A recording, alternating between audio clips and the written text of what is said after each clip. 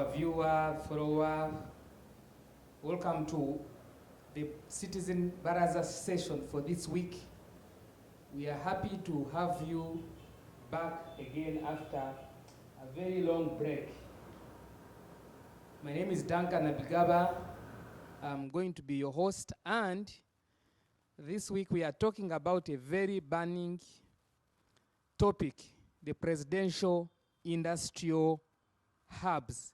What are these hubs? What are they intended to achieve? Who is the intended beneficiary? And so forth. All I can say, it is one of the president's interventions to tackle youth unemployment. And this morning, our guest is Engineer Raymond Kamjisha, the Director of Presidential Industrial Hubs at State House. Raymond, you're most welcome. Thank you, Ndogo Duncan. So we'll get going. What are the presidential industrial hubs?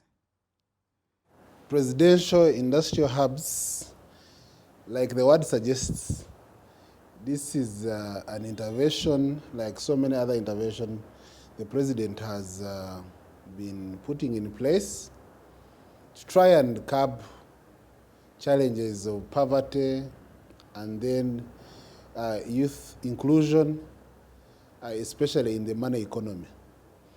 So this time around 4 or 5 years ago, he came up with the concept of skilling the girl child.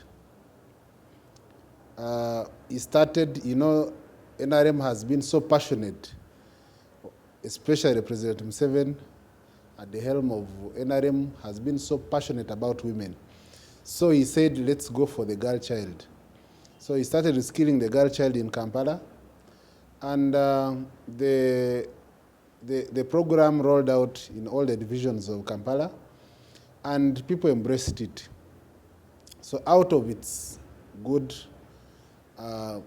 most leaders yearned for it, that they wanted it to roll out in their communities. So as he campaigned last time in the last elections, it was top on his agenda, which was included in the NRM manifesto, that we have this skilling cutting across not only from girls but also to the boys.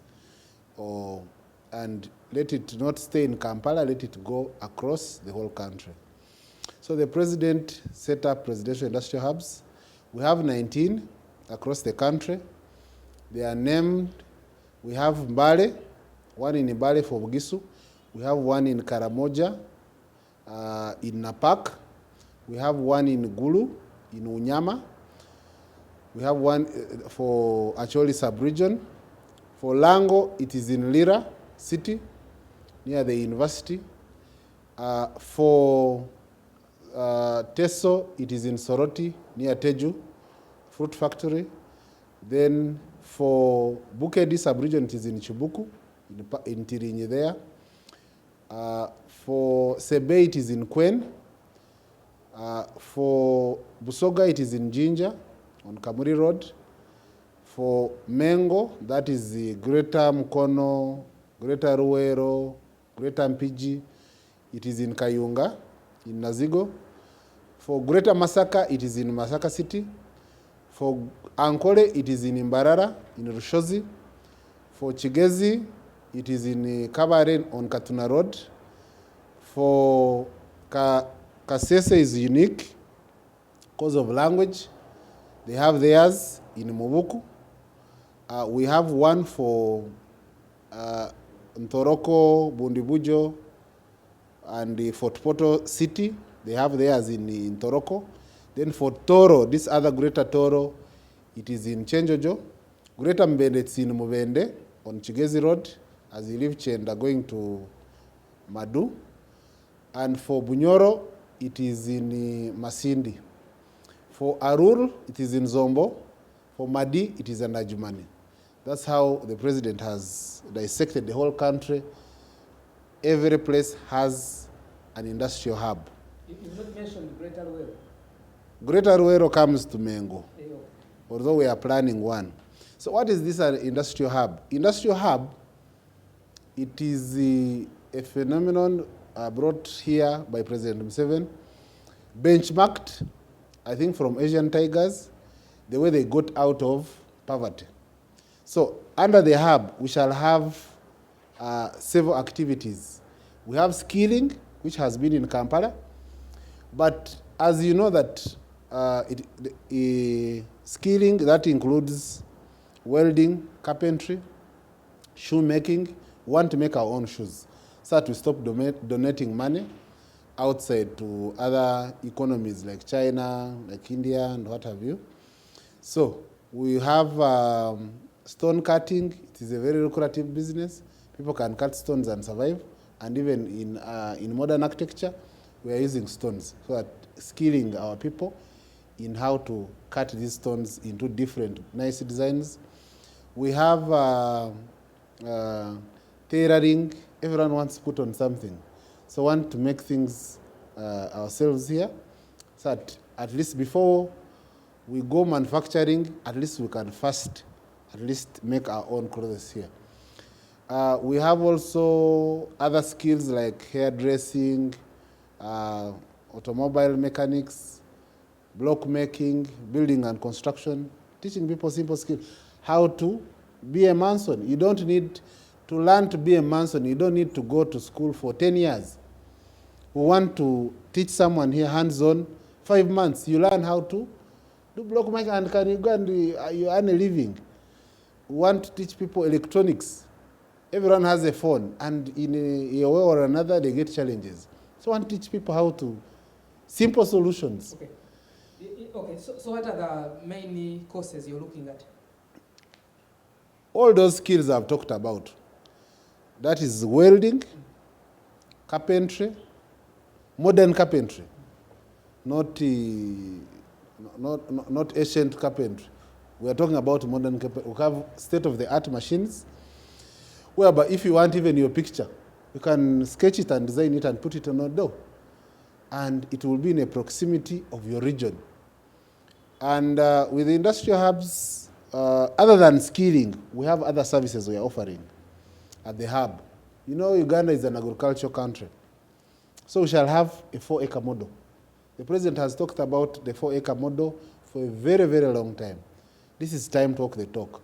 Other than walking to Kaumu, Ruwero to visit his farm, demonstration farm, we want someone in Ajumani to walk near and find the demonstration farm there. We want someone in Soroti, just in the proximity of Soroti town there. You go there, there will be a 4-acre model. Everywhere, wherever these hubs are, will have the 4-acre model, whereby in 4-acre model, it can, of course, it will be dairy, which cuts across everywhere.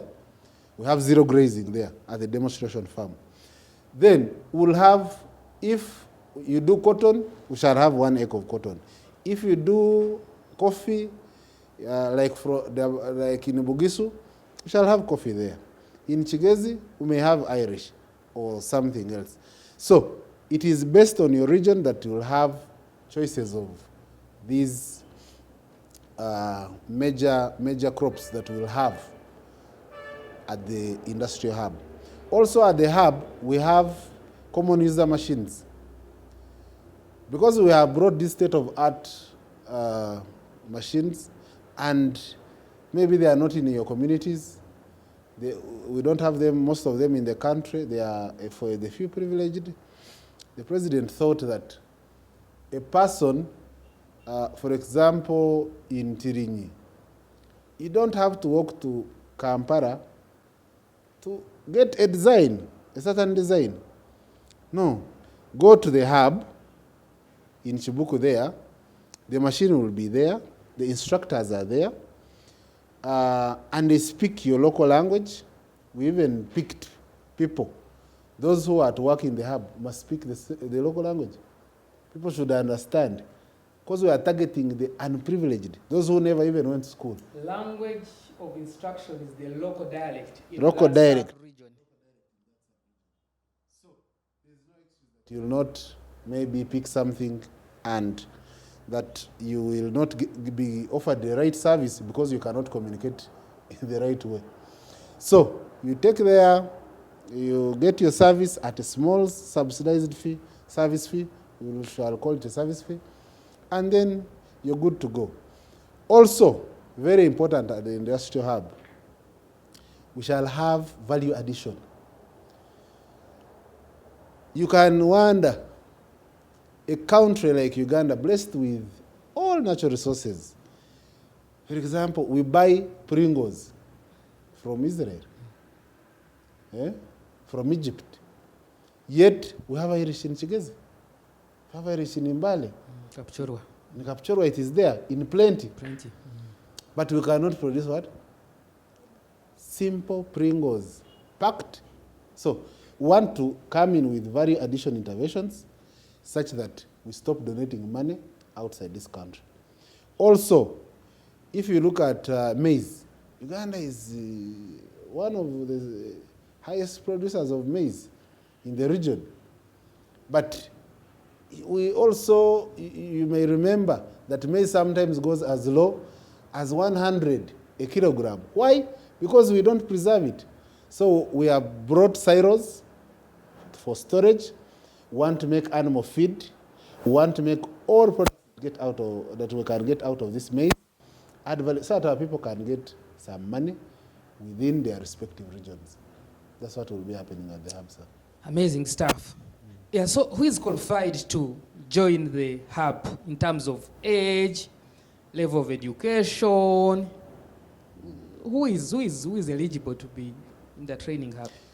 This industrial hub is a very interesting phenomenon, which I would like to interest every Ugandan to be interested in a way or another, to make sure that you create awareness so that our people down there get to know about it. Because to qualify to go to the hub, the qualification number one is your will. Are you willing to learn?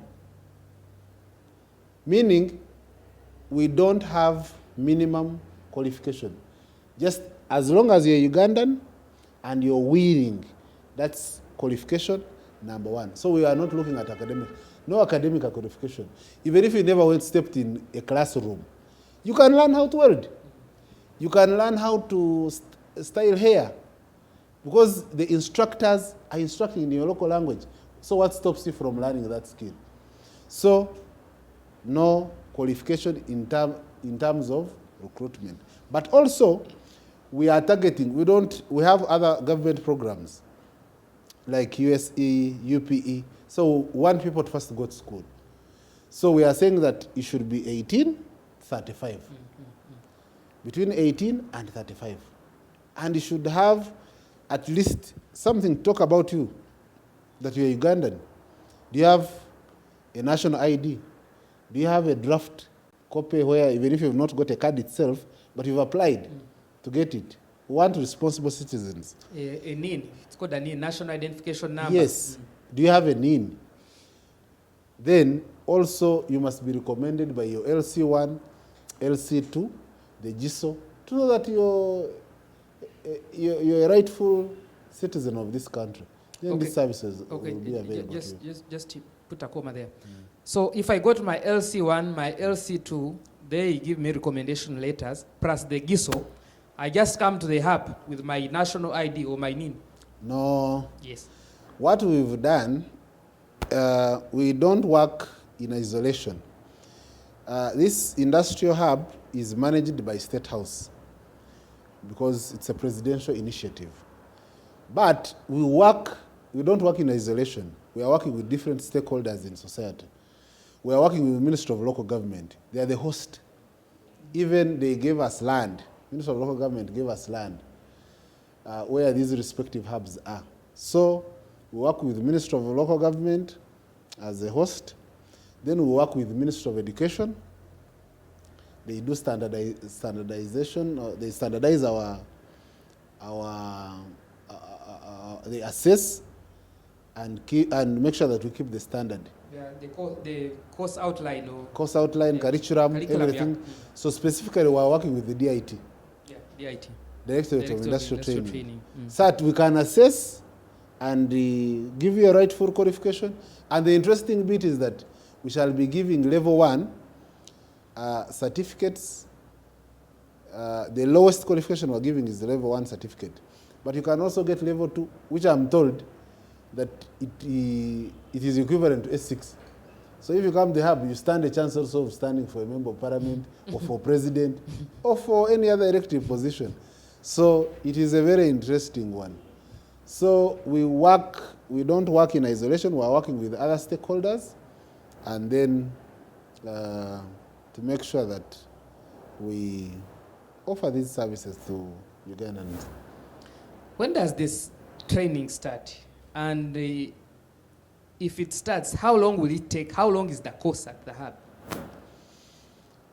Training starts every year. We have 2 cycles because our course duration is 5 months. That's what our syllabus says. We teach for 5 months of intensive training. You know, what I found out as we did studies and benchmark, why some courses they take so long, especially in these normal outright taken constitutions. It is because they don't have tools of training. They don't have materials. But here materials are there, everything is in place. So you need a shorter time to learn what you are supposed to learn and leave and go and practice. So 5 months, you're good to go. We will have assessed you properly by DIT and then you go. So 5 months, you're good to go. So in every year, our intakes are in July to December, and then January to June. Yeah. January to June, July to December. Yes. How many students are you starting with per hub? How many learners? Per hub, the hub has a capacity, a carriage capacity per skill. I won't go in detail of everything, but also it is residential. The training is residential because, you know, we are targeting like a zone. Yeah, so somebody can come from Yumbe and they are studying at the hub in Alua, so they can't commute or... So you cannot commute. So to take you back a bit, you were asking that if I get my qualification, do I straight go to the hub? No, you don't come to the hub. We have stakeholders, like I've talked about local government, so we work with the districts. So, for example, I'll give an example of like Mengo zone. There's Greater Mukono, there's Mukono district, there is Buyikwe, there are those island districts. We have Ruero, we have Gomba, Mpiji, we have Kayunga itself, we have Chiboga. So the district, at the district, we have 8 permanent members of the district committee that runs the hub. So on that committee, we have the political side. They are represented by chairman LC5 of the district and the chairman of the ruling party. We don't care which ruling party is there. If it is NRM, it is the chairman NRM who will be there because they have a manifesto to implement. Now, also, we have the security component. They are represented by the RDC and the DISO. Also, women council, they send also one person at the committee. So we will not have a committee that is not gender sensitive. At least there must be what? A special interest group representative of women and youth who are there at that committee. So when they send the document to the hub manager, who is the secretary of that zonal committee, the hub manager sends to National Technical Committee, which I chair. Then we verify. Did he include special interest groups? Did he include, were they from the same sub-county? Are they not balanced? Then we choose out of them. But the good thing is, everyone will do so.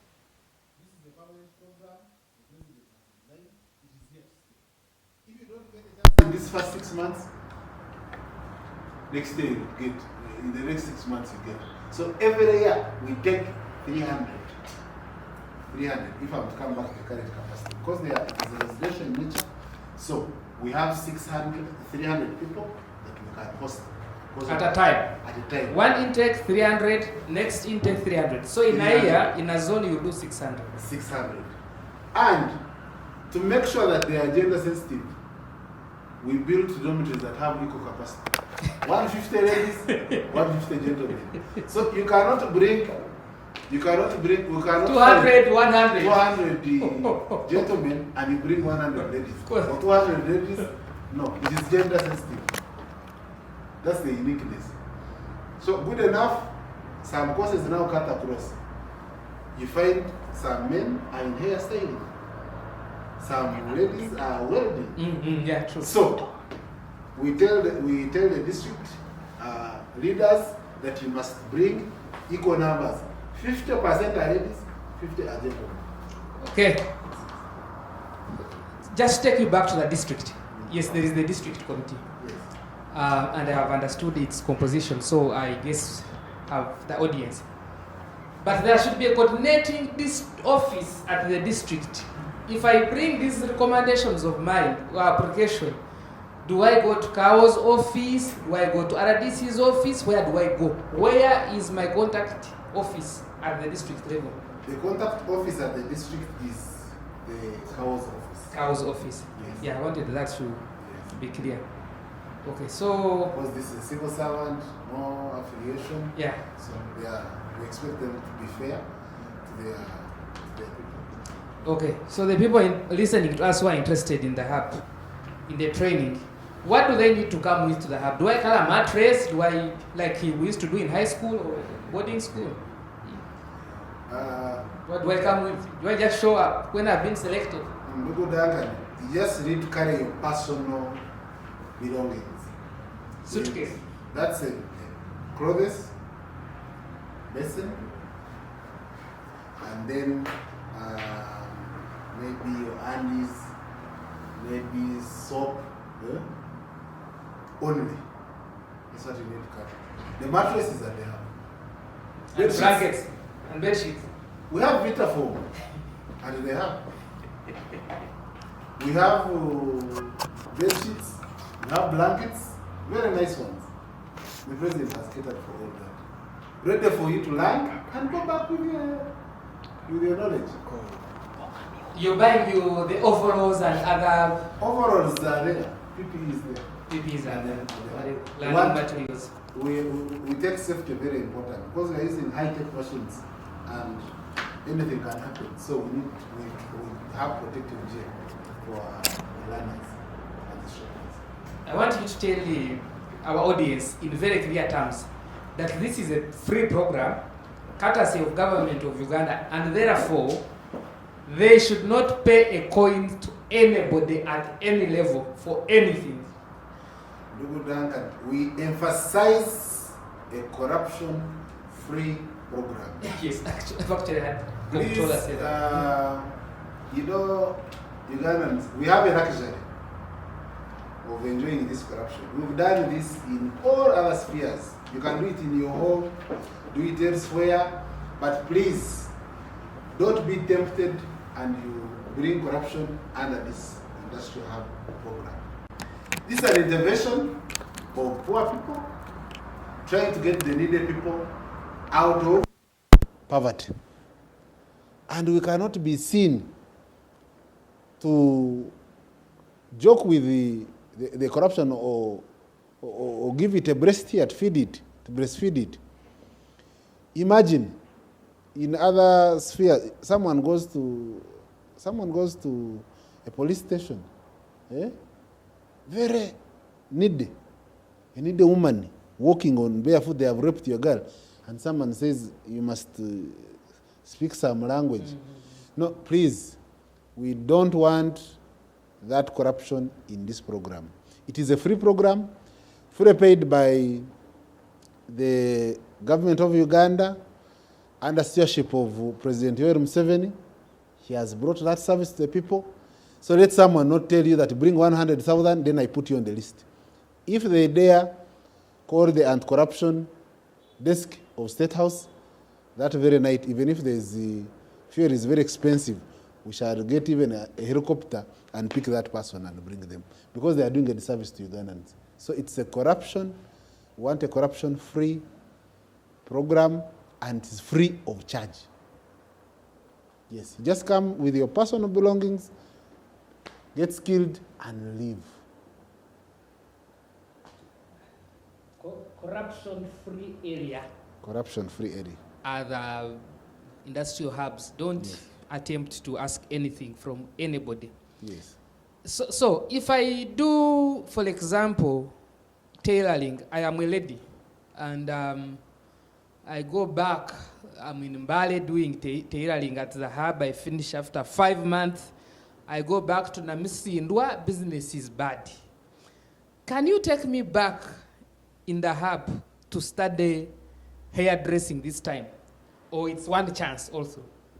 No, it is basically it would be like one chance, but one thing, the beauty is our people, we first, when they reach at the hub, when you're seconded by your district and then you report at the hub, we do assessment by DIT, competencies.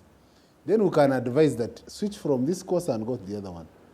I wanted to be a carpenter, but the way I see you, you can do very well as a tailor. So we do that kind of guidance, where you switch from one trade to another. Then again, we are working together with the Ministry of Local Government. I told you we don't work in isolation. We have interventions of government, because the major constraint to Ugandans is capital, startup capital. And then again, we saw in this Kampala program where we used to give 1 million package.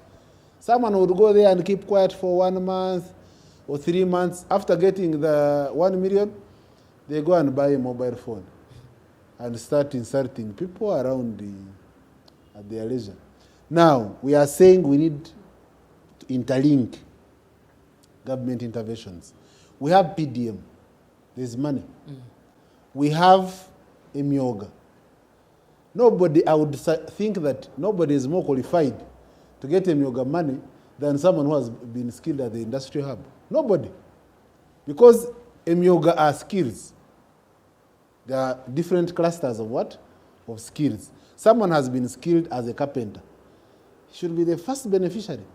And again, you see, the beauty is, who are the managers of these programs? It is CAO. It is the RDC. It is the LC5. And these are the members of your committee. So, trust me, when you get to the hub, you're the first beneficiary of these government programs.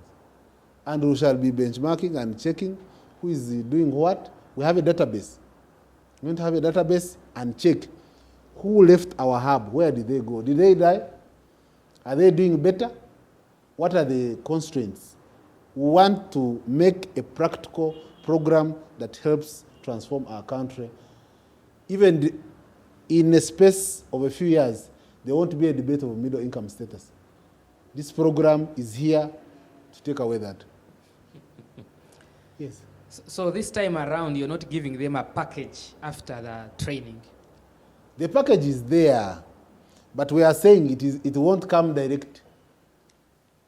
You leave, but you find it in other government interventions, which will ensure that you get it. It's not like the Kampala project. No. And our viewers might not know the difference between the presidential industrial hubs that are in the zones out of Kampala and then the skilling girl/boy-child project also of the president in Kampala. So clarify that this program is under different arrangement from the... We are actually same people. Yes. It is under State House, but the industrial hub is more rural than the Kampala program. Then also, the industrial hub has other more components of value addition, 4-acre model, and the other services than the skilling program of Kampala. But it is, we are all under the president here, the presidential initiatives. Okay. So we have been getting so many queries about the program here as GCIC being the interface between government and the citizens. And I'm sure most of them will continue to come through, but I just want to ask you to read out your number, or how do you think the citizens can reach you? Then now it will be up to you to redirect them to your regional managers, because you cannot read all the numbers of regional managers here, though we'll publish them later. But you can just give out yours, those who have, very quick consultations and so forth. Okay. So the number is 0772 23 37 29. 772 23 37 29. But soon we shall give them a toll-free number. Yeah, nice. Yeah. Yeah. Your last word, Raymond Kamgisha, Director, Presidential Industrial Hubs. Your last word on. I would call upon all citizens of this country to come and join this revolution. We've had challenges as a country. We had instabilities in some parts of the country. But the biggest instability now we have in this country is poverty. Everyone want to see how can our people, especially the young people, get to the money economy to produce something. And the route is, let's empower the industrial hubs, let's welcome them, come and learn, get skilled, no qualification needed. You get your skills. After getting skills and training, then we also have mindset change. Because we found out that most people are not doing things, not because they don't have them. We have mindset training. So every day, we'll be doing chakam chaka in the morning. Because a fit body feeds a fit mind.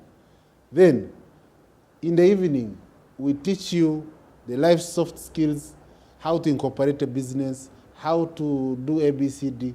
Other than the skills we're impacting, we're teaching you also other services, how to manage yourself, discipline. So there will be serious training, and trust me, we'll produce very good cadres, we'll produce very good citizens who will be change agents in our societies. So let's embrace the program. Let's be vigilant, let's send in our people, and then we transform our country to even past the middle income status for God and my country. Thank you very much, Raymond. Our guest this morning has been Raymond Kamgisha,